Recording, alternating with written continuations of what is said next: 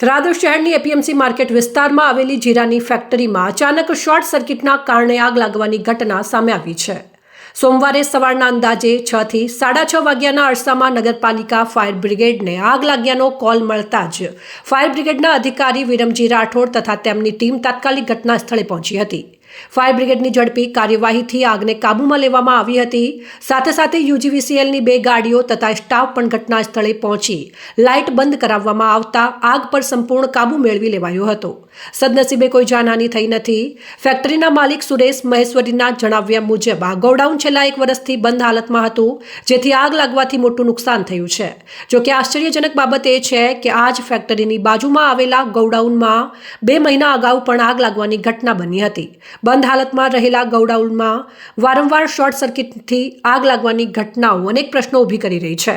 વીજળીની વ્યવસ્થા, જાળવણી અને સુરક્ષા મુદ્દે યોગ્ય તપાસ થાય તે જરૂરી હોવાનું સ્થાનિક વેપારીઓમાં ચર્ચાઈ રહ્યું છે। ફાયર બ્રિગેડ તથા યુજીવીસીએલની સમયસર કામગીરીને કારણે મોટી દુર્ઘટના ટળી હોવાનું સ્પષ્ટ થયું છે।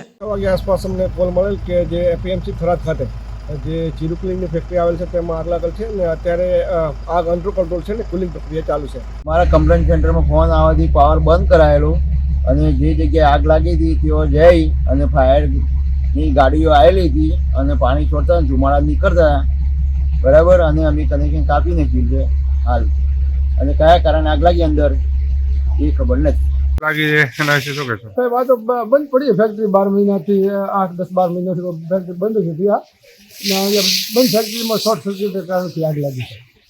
અગાઉ પણ આગ લાગી ચૂકી હતી બાજુના ગોડાઉનમાં? ના સાહેબ કોઈ આગ નહીં, તો ખાલી કોઈ ચોર વાયર શોર્ટ સર્કિટ તરફ બળી ગયું સાહેબ, કોઈ નહીં, ખાલી બહાર ગયું। કેટલું નુકસાન હશે આશરે? સાહેબ નુકસાન કોઈ ખબર પડે નહીં, જોવામાં કોઈ કશું નથી નુકસાન પર જોવા ખબર પડે સાહેબ।